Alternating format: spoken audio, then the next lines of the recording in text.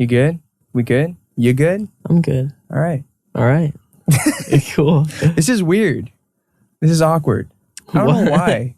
Not for me. I feel like I have to be like professional with you or something. There is no need to feel that way. Like I feel like all the conversations we have are just very like casual, but now it's like right. a deeper conversation. Right. All right. Anyways, today we have a special guest. His name is Alec Benjamin. Hello. Hey, thanks. Yay! All two people in the room are clapping. Thank you so much.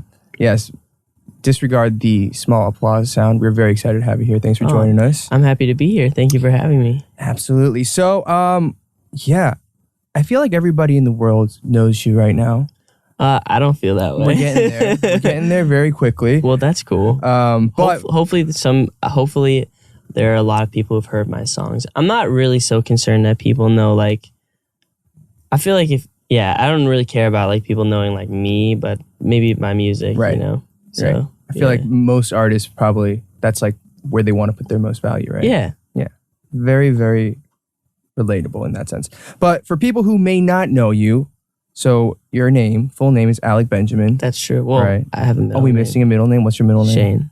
Alec Shane Benjamin. I have 3 first names. 3? You do have 3 first names. People always ask me, they're like, is Alec Benjamin your real name? And it is. It is. Yeah. You were you raised in Phoenix? I was, so I was born in Phoenix, Arizona. I lived there until I was 3. And then my family moved to New York for like 4 years. Mm-hmm. And then I moved back to Phoenix in the 2nd grade. And I lived there until I was 18. And then I moved to California. Man. Yeah. Okay. So let's talk about it. You moved to California for college or? Yeah. Okay. So I moved to California because like maybe when I was a sophomore in high school, mm-hmm. I started like listening to music more, and I was never like really like my mom listened to music, but they weren't the kind of family that had like records playing all the time, right. And my parents weren't like super music nerds or anything mm-hmm. like that. But for some reason, there was a girl that I liked in high school a lot, and she was like, it's so cool when guys can play the guitar. And I was like, dope. Like, I'll probably like try to do that then.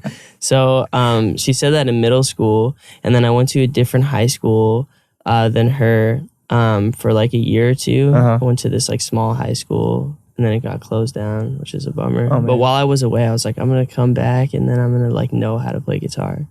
And I did that. But it didn't really seem to make much of a difference. But in the process, I really fell in love with music. Yeah. And I was really like, at first I was like, this is crazy. Who would know?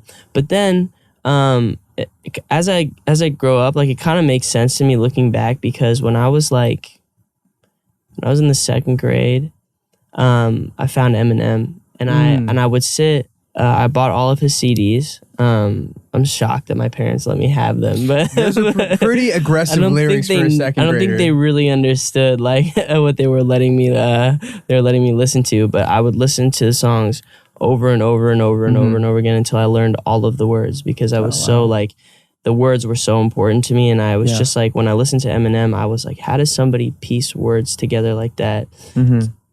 in a song? And write such vivid stories. Right. With all of the restrictions placed on you, how does he tell such a vivid story?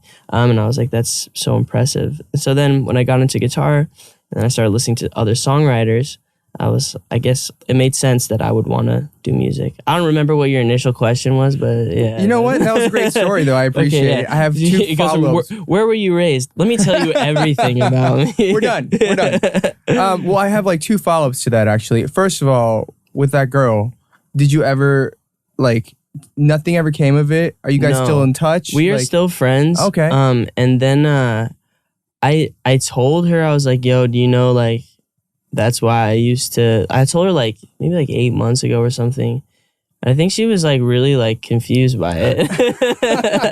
There was also this other girl, and then she was like, I was very impressionable, I guess, but she was like, oh, it's so cool, like when guys wear like Dickie shorts and Vans, and I was like, next week, I was like, yo, mom, can you take me to Tilly's? Like, I need to like buy some Dickie shorts and Vans. You gotta do what you gotta do. Yeah, but it didn't really seem to matter to them that much. I was like, okay, cool, I have these clothes I don't care about, and now I have 2 guitars, and no girlfriends. Well, now you're doing everything around the world, so that's cool. Yeah, it's really exciting to get to be here with you. Like, it's crazy because, well, I don't know if the people watching or listening will know, but I opened for you, and so we were always talking about like, oh, it'd be so crazy to like come to Korea, and now I'm here. It's crazy. Yeah, for people who don't know, I feel like most people don't know, except for like the couple thousand people that were at those shows. So this is 2017, in New York, and 2 shows in Atlanta.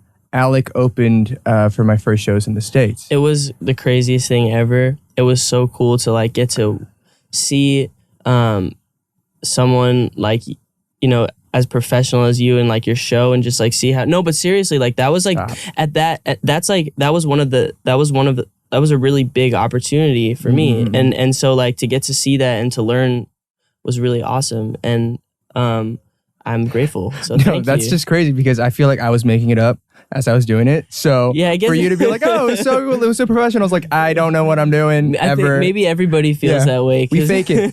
You always fake it till you make it. But no, it's kind of crazy. It's like full circle because it was in the States. And then I just remember it's like because we hadn't met prior to the shows. I was like, there's somebody on stage who has a crazy voice. Oh, thanks. Who is it? And then it's Alec. Yeah, I was like, wearing way tighter pants than them, so a lot has changed. It's all good, dude. Like, I don't know. It was like, and then like we met up in LA once or twice. Yeah, we just hung out. Yeah, and then very cool. And then boom, over the past year, maybe, right? Yeah, things have just kind of taken off. I feel like I've been like working at making music for a long time though, because I guess like things just take a while. Forever. Yeah, but I got like signed and dropped and then just like went through the whole the whole ringer, and so I've just been, I don't know. Can you take us through that process a little bit? Like so you moved out to LA, you went to USC, and you were doing music. What were you studying? I studied music, but I didn't study much of anything. I got there, instantly dropped. Like my music theory class was at 7 a.m. Yeah, so that's not happening, dude. That worked for about 4 days. Right. And then I dropped that class. I think I always knew going in that I never really loved school all that much. But in order to move out to California, my parents were like, we won't support this unless you go to college. So I was like, all right, well, I'll go to school then. Right. So I did that, but I was only in school for about a year, and then my second year in school I took like one online gerontology class, which like that doesn't really count. I don't even know what that is. Exactly. It's a study of human aging. Oh wow. Yeah, it was actually fascinating to be honest, but that was only like 4 credits and then I was out. So I did that, and then like at the end of my freshman year is when I got my first record deal, and so I was like, all right, time for me to drop out. Like, peace out. This is it. I'm gonna be a star. Yeah. And it didn't really work out that way. So, but it was enough for my parents to say like, it's all right. Like, if you want to leave school and kind of just do music. So I made a whole album, and then I never got to put it out, which was a bummer to me. Yeah. What did you end up doing with that album? Well, I wasn't supposed to, but I put all the songs on YouTube.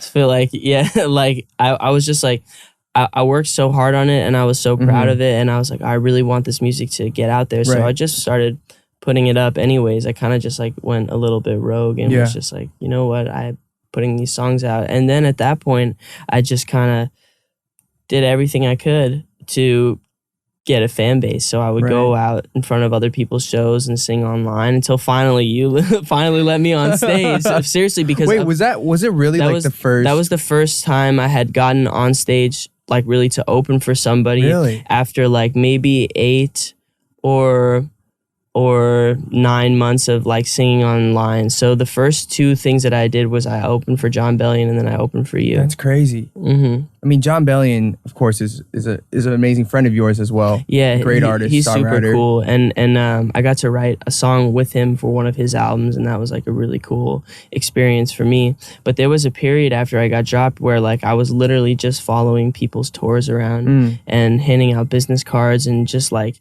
I was going, I don't know, like anywhere I'd be, I'd just be like, "Can I sing you a song?" Like, you know, people would be eating dinner, you know, I'd be like, "Is it cool if I like, you know, sing you guys a song or whatever, hand you these business cards?" Yeah, you got to do whatever you can do. And I was at a weird stage where like I couldn't really do anything with my music. So the only way I could really like show people my songs was to either sing it to them in person and then to get them to find me on YouTube. So like people would be like, "I looked you up, but I can't find you anywhere." It's like, yeah, well. That's crazy. I mean, yeah. I mean, you know, you played outside Shawn Mendes shows, Troye Sivan. You just played for everybody. But what was that moment where something kind of changed? There was a big click, or I feel like I don't know. I don't feel like anything. I still don't really feel. I still feel like I'm still like in that kind of like, oh, you know, this could stop at any second. I have to keep going. So I don't know if I really feel like I've hit that breaking point. Right, but it's weird when someone will say to you like, "Oh, so much has changed, right?" Like, and I'm like, I guess, yeah, I'm in Korea right now, so that's pretty cool. But you know that saying, it's like a watch pot never boils. Like when you're in it, you know, and you see it every day and you can see it, you know, incrementally change, it doesn't really feel the same as when, you know, you step away and then you look back. So I don't know if there's been like one specific point. So you got dropped from your label, and then how did you end up getting into another label? How did that process come? Well, I think it was just like the whole like singing on lines for people. Oh, and then there was this kid named Americana, and I have this song called "I Built a Friend," and he was a fan of it, and he was like, "Can I dance to this song?" Auditioning for America's Got Talent. And I was like, "Yeah, man, go ahead." So I actually didn't even really own the master rights to that song. So I had to re-record it so that he could, actually he danced to the real version of the song that I had recorded while I was signed to Columbia. But I had to re-record a version of it and hope that when it Shazammed, if people listen to it on the show, that it would Shazam to that version. And it worked. It worked? Yeah, which is awesome. Outdid the system. Well, I don't know if I outdid the system. Maybe they like, I don't know how that happened. But anyways, that he danced to the song and it got like, you know, had like a little viral moment and people like bought the song on iTunes and it charted on iTunes, and that kind of gave me an opportunity. And all of a sudden record labels were like, "Oh, there's this kid named Alec Benjamin. He has a song called I Built a Friend." I was like, "I've been here the whole time." You know? I've been here forever, guys. But that kind of gave me the opportunity to get started again. All right. So now you're at Warner. Warner, and then Justin manages you. And Mike Herron, you work with Mike Herron, obviously. What is like this new record deal and like this new environment and team? What has that been like for you? It's been awesome because they just give me the support that I need to make the music that I want to make. And when I feel like I have songs that I want to share with the world, they help me reach people. And that's really amazing. And they also like give me the resources and put me in the right position to make my music better. And that's the most important thing. I think at the end of the day, it's like, you have to focus on writing songs. And so also in that whole period of time where I was like singing outside online in front of people's shows, I was also writing songs. So I think like 2017 or 2018, I must have written like 150 or 200 songs. Oh my gosh. Crazy like that. Yeah. That's a lot. It's a lot of songs. Yeah. It's a lot. A lot of them weren't very good, but I feel like I was like, I just got to keep making songs and keep writing. And so now I'm like, okay, well, I have to do that again. Yeah. Time for that new album, right? Yeah, and I know through this whole process of like doing my own tours and stuff, I've been like writing consistently and I keep jotting my ideas down, but it's nice to be at home for a few months so you can sit down and really focus because it's easy to lose that little pinhole of focus, you know? Absolutely. Okay, so, you know, you're at a new label, you have a new deal, great team, you're doing your own tours, you've opened for, I didn't know this, you opened for Camila Cabello. Oh, I did, well. Yeah, I opened 2 shows on her. She did like She did like a show, a couple shows on the East Coast, and she needed an opener, and so I got that opportunity, and that was insane. I'm sure that was really crazy. Yeah, because it's the first time I've ever played in an arena. So that's a weird experience because there's a lot of people there, but it feels like you can't see anybody. It feels lonely on stage. Yeah, it's like you're in a recording booth. Yeah. You know? So I was really nervous, but then when I got up there, I was like, oh well, like it's pretty much like I'm up here by myself, which was also kind of scary too, because then you're like, wait, this is really weird, and then you kind of get in your own head. But it was super cool, and she's really amazing. So that was a pretty cool experience. So yeah, you've had, it's been really cool to watch your career just kind of explode. Thanks. And people really start to really connect with your music around the world. Thank you. One of the people that really became a big avid fan of yours is John Meyer. Yeah. First of all, I'm a huge fan of his as well. So when I saw that, I was like vicariously living through you, and I was like, oh, sweet. I know Alec, who knows John. Okay, cool. What was that like for you? To meet John Meyer was crazy for me because when I was 14, the two artists, I would say there's a lot of artists that I love, but the two artists that really made me want to start singing was Jason Mraz and John Meyer. Those are like the two artists where I was like, okay. Yeah, and John Meyer is my favorite artist. Mm-hmm. So to get, when I was on tour, I was in a van, like driving through, I think, Maine or something like that. Mm-hmm. It was freezing. I was like sleeping, and Edward, who was taking a video of the tour, was like, dude, wake up, like check your phone, and I looked, and John Meyer was posting about my music.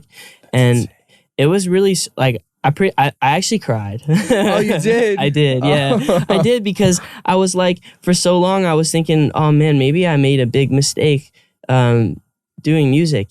I had gotten dropped, and then I was like still struggling, and I wasn't sure if it was really gonna work. And then he DM'd me, and I had told him, I was like, thank you for this, man. I really needed this right now, and I wasn't sure I was on the right path. And he was like, you're on the right path. And so to have somebody that, I had a poster of John Meyer on my wall, like literally next to my bed. Like my bed is here, like the poster was like right above my bed, next to my face. Every night I would look at him and be like, I love you.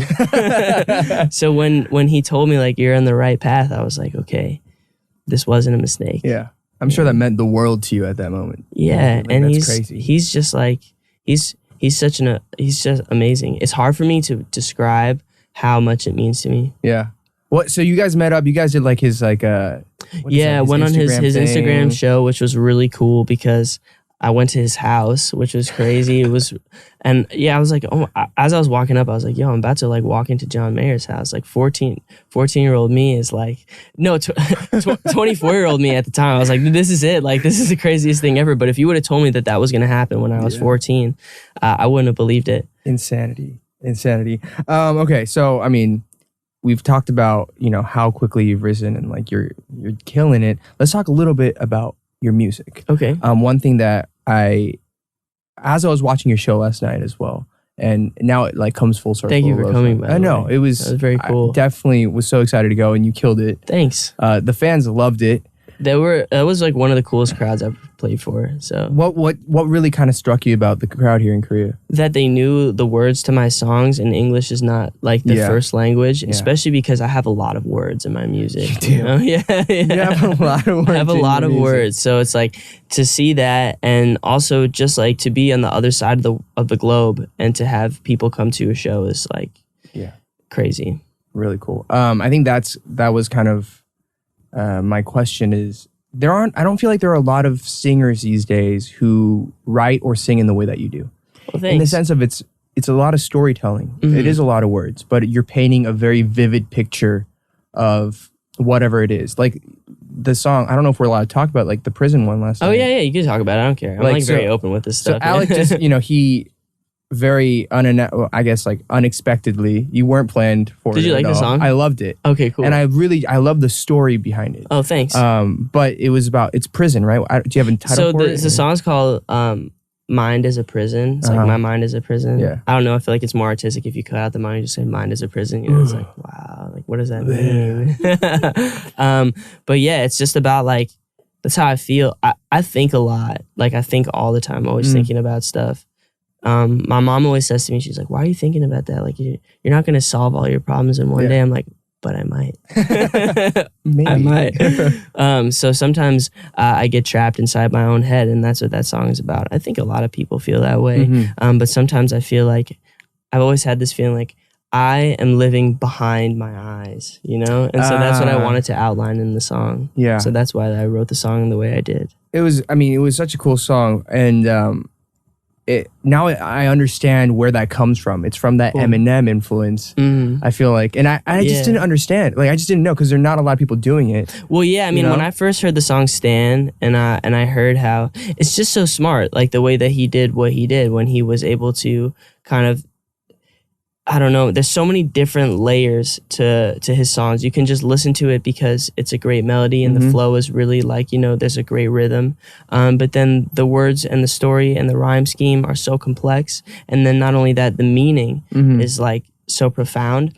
I was like, man, there's so many different elements that he had, and he put them together and he got it just right. And when I got to the end of the song "Stan," when the story has the twist ending where Eminem is writing a letter to Stan finally, and he realizes that the person that he saw who drove off a bridge last week on the news was the person he's currently writing a letter to. Right. I was like, I felt this pit in my chest, and I was like, man, I want to make somebody out there feel the way that I felt at 11 listening to Eminem's music. I was like, that's what I want to do, which is crazy too, because then like it's easy to get caught up and everything and lose sight of your goals. And sometimes I look at other people and I realize, like, you know, I probably never be like the biggest pop star ever, and like that's okay with me. But like, you know, sometimes you kind of forget. And then I listen to Eminem's records and I'm like, okay, no, wait, like this is what I want to do. You know, I want to, maybe sometimes, like, you know, my music is a little bit more left, and so it doesn't always necessarily go straight down the center, which is fine. But yeah, I moved to California and I got very, like, it can be disorienting at times, you know, it's like all these lights and you're like, oh my God, you know, it's like so cool, I want that. And then you kind of forget like why you got started in the first place. Yeah. I mean, it's, that story is like very interesting to me, because I just also always been curious. Like, I feel like everybody has a formative experience in terms of how they write music or how they perform and whatever. For me, it was just very pure pop, like right down the middle. Right. But there's nothing wrong with that. Yeah, nothing wrong with it. It's just, that's what I was drawn to. There's an art, there's different, everything is, I'm not saying one thing is better than another or whatever. It's just like, that's what got me excited and what I like to do. And I also love pop music too, though. You know, like I love the Beach Boys. Yeah. Like they're one of my favorite bands. But even singer-songwriter like Simon and Garfunkel are my favorite. That's pop music as well. Right. But there's just like, I don't know, I hate to put like one kind of like, oh, pop, or this is this or this is that, especially now, because everything blends. Right, everything blends. It used to be like, you know, okay, I got $20 for my birthday, so I'm gonna buy one CD. You know what I mean? It's like now you have access to everything. Right. Everything is blending together, so that's really cool. So I hate to put like one label on it, because I feel like music has so many different influences. But anyways, okay. So you know, you're on tour around the world. You have met some of your musical heroes. You're writing for your next album. You're doing everything. But there's, you know, in my head, and I don't know if you agree with this, but from the way that a lot of people may just look at it outside looking in, there's one song that really kind of just propelled you into the mainstream. And I think that would probably be Let Me Down Slowly. Right. So I want to talk about that song a little bit. Okay. How did that song come about? And like, what significance does it have to you at this moment? All right. So that song was... where should I start? Like, what is it about, or how did I write it? When did you write it? Okay, so I wrote it in 2017. Okay. I wrote it in November of 2017. And I was driving home from a session. I had already written a song that day, and I had that title in my head, Let Me Down Slowly. Oftentimes, like in my head while I'm driving, I'll cycle through like different titles. You know, I'll be like, I don't know if something comes to my mind right now, like, you know, Mind of a Prison. Yeah, mine is something like that, like whatever, you know, and a lot of them, most of them are not like, great, but I'll just keep going and going and going. And then like, if I find something, I'm like, let me down slowly. That sounds cool. I'm like, I like that. And then I'll type it into like, Google and see if there's a song called that already. And there wasn't. So I was like, well, that's cool. I always like to be like, I want to be the first to have a song called that. Right. You don't want something to overlap. Yeah, I think it doesn't matter what your song is titled as long as like you have a different perspective on like whatever you're talking about. But I was like, dope, like that's mine now. Yeah. Cool. I'm the first one to do that. Yeah. At least to have it uploaded. So I did that. I had the title in my head and then I was playing a song. I can't remember what it was, but sometimes I'll just like, go on shuffle on my phone and just like, if there's like an instrumental break over a song, I'll sing a melody or whatever. And so there's one song came up. I don't even remember what it was. And I was like, did you find a way to let me down slowly over it? So then when I got home, I sat down on my piano and I played that. And I played a slightly different chord. And I sang, could you find a way to let me down slowly? Something. And then I showed it to my mom and I was like, is this cool? And she's like, I don't know. And so I was like, all right, cool. I was like, all right. I was like, great. So I wrote actually the whole chorus. So I wrote, could you find a way to let me down slowly? A little sympathy. I hope you can show. I wasn't great at math in school, but I think that's because I didn't like school. But like in my mind, I'm always like, I like it when things rhyme and there's like symmetry and like, slowly like, show me. I'm like, oh, that's cool. Like, I feel like I see this thing in my head. I'm like, okay, geometrically for some reason in my head, like that works. You got musical OCD. Yeah. I have OCD just in general, But anyways, so I wrote the whole chorus and then the let me down, let me down, let me down, do you want to go? Okay, and then I finished that and then I actually wrote a different verse and a different pre-chorus. Right. And I sent it to everybody and they were like, cool. It's cool. And I was like, all right, great. And I actually didn't like the idea. I was going to trash it. I was like, forget about it. It doesn't matter. So the next day I had a session that was planned and I was actually I was sick. I wasn't feeling good. And I called Miles, who I work with, right before the session. And I was like, dude, like the guy who I was working with was like, yo, like I actually don't have that much time today. I only have like a couple hours to hang out. Like, but we can hang out anyways. And I called Miles. I was like, dude, I don't think I'm going to go. Like, I don't think this is... Yeah. I don't think we're gonna get anything good. Like, it doesn't matter. So I played them the idea, and they were like, "Yo, this is cool." So this guy named Nolan played the guitar part, and there was these two guys, Nolan and Michael, and they played some music, and they put like a piano part down, and I sat in the corner, and I wrote a new verse, a new pre-chorus, and a new bridge. And we wrote the song in 25 minutes. Shut up. Yeah. That's crazy. Yeah. I mean, we, at the beginning of a session, like, we like BS'd for like 30 minutes and then like, I had like a power bar and then we wrote the song and then sang it once. Actually, okay, so the demo vocal is what we used. I sang the song one time through, put some harmonies on it, and then I bounced and then they sent it to me and then I sent it out to everybody and that's the mix master? That's the final? What I sang the first time? Yeah. That's insane. I try to do that now, like with all the stuff. I don't like to go in and like recut everything. I was like, that's how I was feeling on that day. That's what the song should sound like. Right. That's, you know what? I have the same feeling. Like, I feel like when I write, the demos always sound better. Yeah, you're going to go back in and you're going to overthink it. It's like you have the emotion in you that day. Sometimes you don't have enough time to do it. Right. But it's hard to get back into that headspace that you were in when you were writing the song. I'm sure you've been asked this a billion times. Not a billion times. Okay, maybe a million. Actually, not that many. Probably like 6 or 7. That's it? Yeah. That's crazy. Okay. So tell us about the content of the song, like the lyrics. Like, where did that come from? So the lyrics came from, well, I had the title in my head. Basically how I write, and I think I need to, I'm gonna try to switch things up. Yeah. Because, okay, so like I said, I have OCD. So I'm the kind of person where like, I'll find like one type of food and then I'll eat it for like 3 months and then like every day. Seriously? And then like I won't be able to look at it again. I'll be like, that's disgusting. Don't ever show me What's the latest food that you did that with? Okay.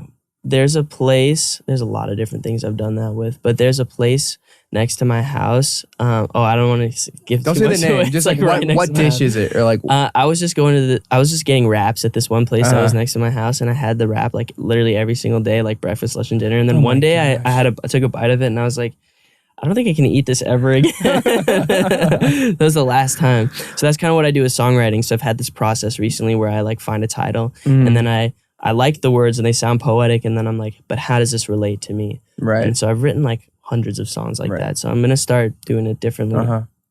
Before that, I wrote differently as well. Right. Wait, what was your question? What is the song about? What's the song about? Yeah. Okay, so I had the title, and then I was like, well, how does Let Me Down Slowly relate to me? And then I was thinking of this time where I was in my apartment. It's the first time I was kind of like living on my own, and my girlfriend at the time came over, and middle of the night, she like got up, she got out of bed, she walked around, and then she left. And I think she thought that I was asleep, but I wasn't, and I knew what was happening. And at the time, I was like, damn, like, okay, well, if she leaves, I hope, like, and she's gonna break up with me, I hope she's just like gentle about the way that she does it.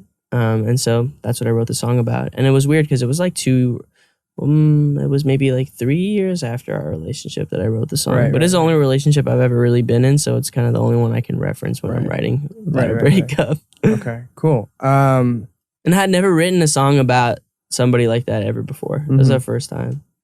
What do you think your next album is going to be kind of about? I'm trying to figure that out. I'm not really sure, but I've been struggling a lot, like emotionally, for the last like 8 months. It's crazy because I go through a lot of ups and downs. I'm very like high highs and low lows. So it's probably going to be a lot about that. I haven't really been like dating or anything like that. It's not. I'm just been mostly focused on music, but I think sometimes I get too hyper focused on something, and it can be overwhelming, and sometimes it makes me sad. Do you ever have that? I mean, I think it's the life we live as like performers, and just always being somewhere different and on the road and doing like that can be emotionally taxing. Yeah. It can be exhausting. Well, yeah, it's just like it's a lot. But I guess like I'm always like that. I'm always like, I don't know. I just think too much about stuff and it freaks me out. So that's probably what this album will be about. Will be about just dealing with that. And I pushed myself really, really hard, and I think I finally hit a little bit of a breaking point in the last few months. Like, because I was going like for 3 or 4 years, I was just going like nonstop, you know. And it's weird because like I dropped out of school, I got dropped from my label. Meanwhile, like, you know, everyone else in my life, like their lives are progressing and moving forward. Friends are graduating, getting jobs, you know, getting married, whatever. And I'm like here at my parents' house, things aren't really working out for me. And so I'm like, well, I just gotta work every single day. And so that's what I did. I remember my lowest point, like I was never like destitute, like, oh, I'm not gonna be able to like feed myself, you know, like there was food in the refrigerator, so I'm not complaining. But I do remember one time I was playing at this, I'll say the name because I was so mad at them. I was playing at Cantor's Deli. I would play like open mics too. Like I'd be like, yo, just like whatever. Like open mics in LA are like some. That's like I can't curse, brutal. Right? Okay, I was. You can curse. I don't give a shit. Some crazy shit. Like, there's some in the best way possible. There's some crazy people like showing up to these open mics. Like, what do you mean in the way crazy? Like. Well, I mean, I was even like performing with homeless people, you know, and anyone can, not that they're crazy or anything. Like, okay, don't misquote me on that, but like all different types of people show up, you know, like anyone can play at an open mic. And it was just like, and also just like, you know, like there was like this 90-year-old lady who like raps, you know, it's like it was awesome. But I remember one time, like I would in the morning, I would like write a little bit, you know, and then I would like do like a live broadcast on social media. And then I would go to somebody's concert. I would sing online. And then I would go straight from there to an open mic. So I was doing like 3 things every day. You were hustling, dude. Yeah. And it got really intense. And I still have that mentality. And so anyways, I remember one time I'd never gotten paid for a performance, but at Cantor's they were like, yo, like we'll give you like a sandwich, like a meal voucher, like if you play. And I was like, this is dope. Like, but this is the first time that my music is gonna feed me. You know what I mean? I was like, this is cool. Meaningful. Right. Yeah. So I didn't eat lunch because I was like, yo, like I'm gonna have a sandwich, like it's gonna be lit, right? So I showed up before my performance and I was like, yo, like I have this meal ticket, like they were like, you can only like get that after you play. And I was like, yeah, but I'm playing at like 10 p.m. Like, I'm really hungry now. And they were like, you can't, like, unless you haven't played. That's the craziest thing I've ever heard. So I put all my shit on the ground and I fucking cried. And I called my mom. I was like, I can't even get a sandwich with my music. Man. Like, this sucks. You know, I was like, this is the worst thing ever. I was like, I can't even get a sandwich. And so that stuff being so traumatic for me, I'm like, yo, like, I never want that to happen to me again. So from the moment I wake up in the morning, I start working, and then till when I go to sleep at night. And that's sustainable when you're not changing time zones and all this kind of, you know, when you need to rest. And so finally, like, I did too much, and I had like a breakdown like a month ago where I was just like, I can't get out of bed. I feel terrible. Like, you got to take care of yourself. I think that's like one thing that a lot of people don't really like to talk about, and I think it's great that you're willing to talk about it, but it's the mental health and being able and willing to take care of yourself is so important, not only in music but just in life. For everybody. It's like, it's hard. Life is hard. It's okay. Like, it's very hard, and I definitely struggle a lot with that kind of stuff. I'm like not always happy. It's life is hard. You have to take care of your brain. I mean, I resonate so much with that as well. I feel like for me, I've moved to Korea 8 years ago, and it's been exactly what you've described every single day. And it's you feel like you're being chased constantly, or you're chasing after something. We are, right? Well, we're always like, you know, every day, you know, like, you know, and you're always kind of like trying to make sure bad things don't happen. And you're running away from something, and it's like, it's a lot. Just trying to stay alive. Yeah, just trying to stay alive. But it's incredible that it's worked out so well for you, and it's as a friend, I'm like so happy. Well, and thanks for giving me the opportunity and a platform to share my music, because that was one of the biggest moments for me. Like, there were people that came to the show that I played with you at Urban Plaza from like some of the record labels that were interested in signing me. That's awesome. That came to see, you know, me open for you and came to see your show, and like that created a really big moment for me that allowed me to get started again. So I really appreciate that. No, man, like, I appreciate it, and I can't really say I did anything. You did. So, like, you did. It's a big deal, man. No, I mean, it means a lot, but thank you so much. It's really cool that we're here in Seoul doing this. It's awesome.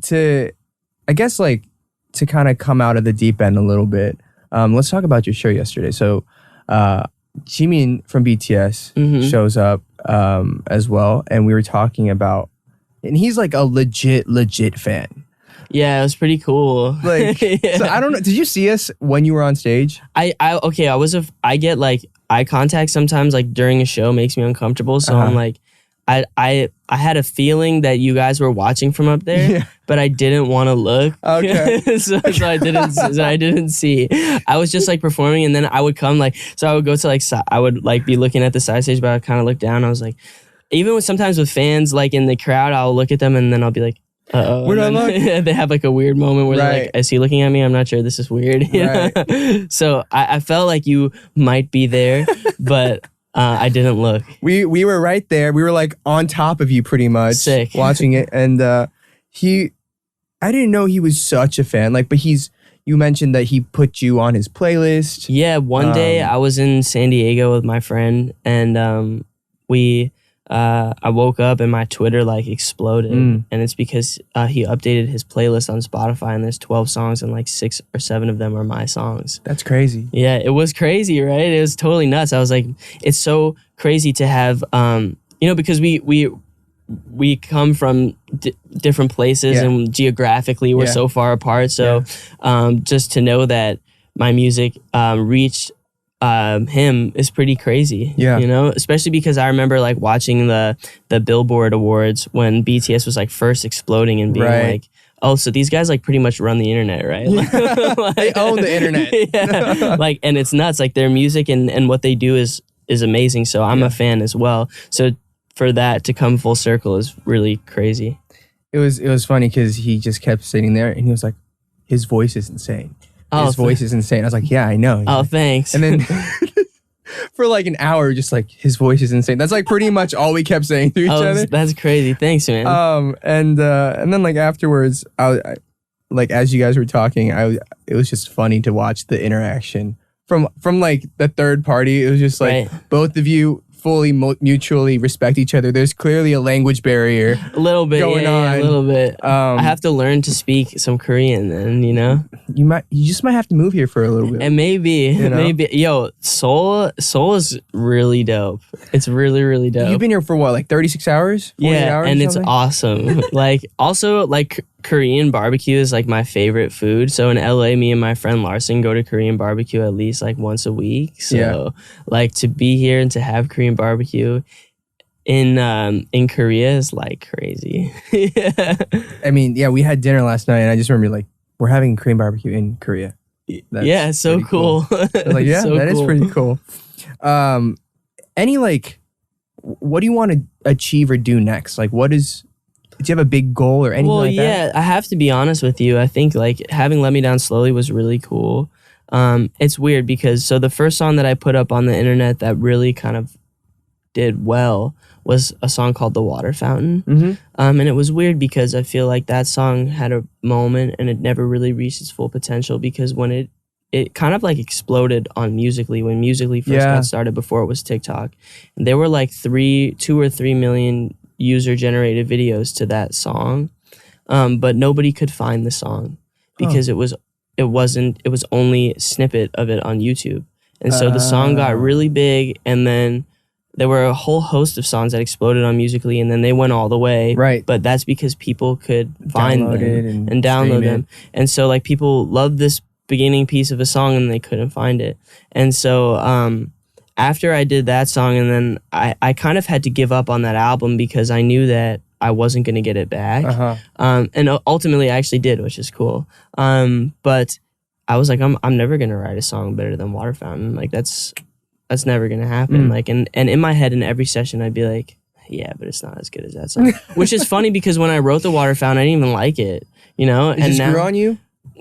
People liked it. And then I was like, oh, so it must be cool then, you know? And so Let Me Down Slowly, like I didn't even like that when I made it. I was like, I did it in 20 minutes. Like I sent it out. My friend Max called me and he was like, dude, that chorus is crazy. I was like, really? He was like, yeah. I was like, all right, cool. And then I started playing it for people and they'd be like, yo, that song is dope. So I was like, all right, well, this song, there's something here.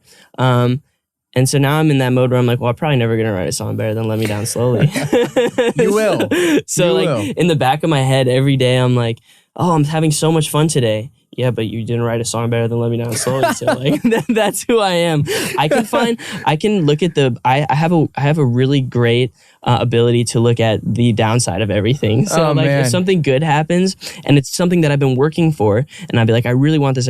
And then I'll get it. And then I'll be like, yeah, but I probably shouldn't have got it though, because like now this happened. So that's what I'm worried about. But I think that I may have, I think that probably the thing that I'll be focused on is just I try to have be as honest as I possibly can in my lyrics. So whatever this album sounds like, I think it's going to be a little bit more live drums, probably more live bass, so less programmed elements sonically.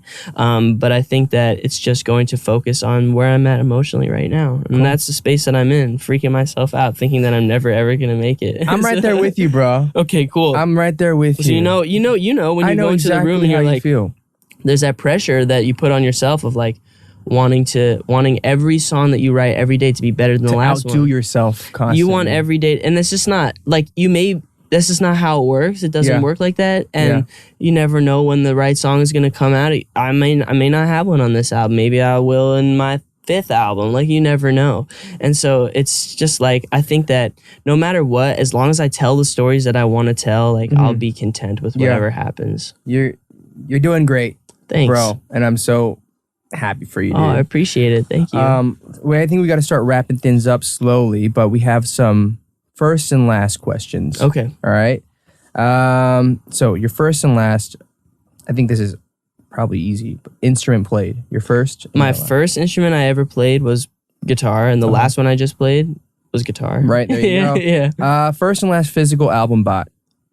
Oh wait, my first album or my first piano or not my first piano. My first instrument was piano. Oh, okay. I played the piano. Started on piano. But I stink at it. Okay, wait. No, you're good. You played last night. Yeah, but I'm a one trick pony. Like I'll learn like one song. Like I can't like do anything. I can't. Here's my thing. I have so much respect for people who can play an instrument and sing at the same time. Okay. I can't do both. You can do it. You can. I really can't. My brain.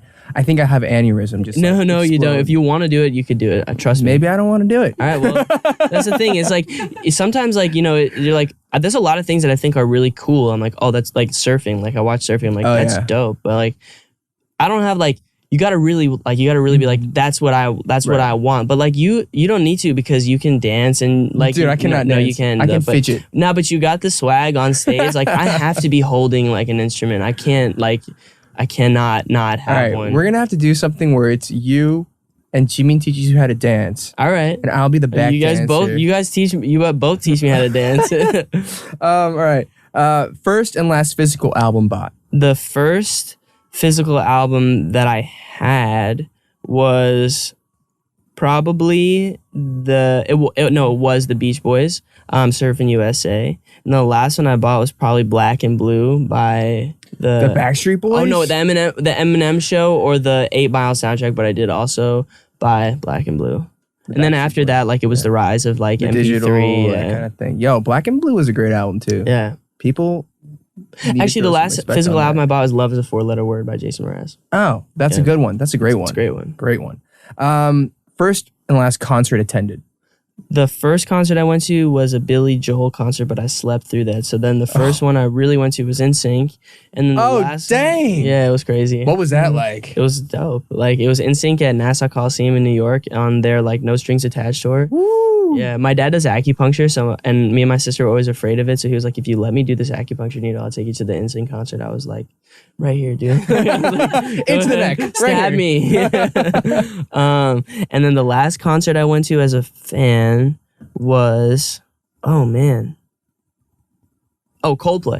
Coldplay. Yeah, those are Chris great. Martin is one of my favorite songwriters. He's great. That's probably the best live show I've ever been to. Their production is just insane. Yeah, and he's amazing. He's I love amazing. Him. Yeah. First musical hero and last that you met. My first musical hero is Jace. No, wait. Okay. My that first you met. Oh, that I met? Yeah. Oh, that I met. The first musical hero that I met Jason Mraz. Okay. The last one that I met was John Mayer. Okay. So yeah. You can retire now pretty much. Nah. I have to meet Eminem and Chris Martin. Oh, Chris Martin, Eminem. And Paul Simon. I met Chris Martin. Oh my, I'm so jealous. I'll tell you later. I'm so jealous of you. I'll tell you later. Okay, was it crazy? It was kind of crazy. Cool. It was really cool. First song you ever wrote? The first song I ever wrote was a song called Beautiful Pain. That was for my grandpa. Okay. Mm-hmm. The last song that you wrote? Was Mind is a Prison song. Okay. Yeah. This is what freaked me out. Like, you wrote that last week and you remember every word? Yeah. That's crazy. I can't remember. I forget the words to my songs all the time. I do that constantly. Okay. I just can't. All right. Let's see. I think like that pretty much wraps up my official questions that I have. Great. Anything you want to talk about? No, this is awesome. Well, thanks for coming. I always get nervous, but I felt very comfortable. You're great at this. Well, thanks for all the questions. I Absolutely. appreciate them. Well, thank you for coming on this show, this amazing award-winning Pulitzer Prize worthy show. Yeah, definitely. Where can people find you online? Wherever, like Instagram, Twitter, Spotify, Apple Music, YouTube, like wherever. It's all Alec Benjamin? Just Alec Benjamin. That's so easy. And yeah, there's like tons of random songs floating around on the internet that I have never properly recorded. So if you're interested, you can find those too. Right. Yeah. Do you have, and this is, I don't know why I have to ask this question, but I always love asking the question. 2 questions. Do you believe in ghosts? Oh yeah, sure. I mean, I'm open to anything. Have you seen one? I've never seen a ghost. Okay. And your dream collab? My dream collaboration? Oh man, it'd be cool to do a song with John Mayer or Chris Martin. Oh! Yeah, that'd be cool. That'd be super dope. All right. So last word to everybody listening on your behalf. Anything you want to say to just wrap it up to the listeners? Yeah, thanks for listening. Thanks for, if you have heard my music before and you're a fan, thank you for supporting me and my dream. And if not, I hope you will give my music a chance and I hope you enjoy it. And if you don't, that's okay too. Awesome. Well, thank you so much for joining us on this episode of Behind the Hit. Thanks for We're having going to me. ask you to improvise an outro jingle for us. Oh, okay. An outro jingle, man. All right, and this is where they see I'm a fraud. Okay.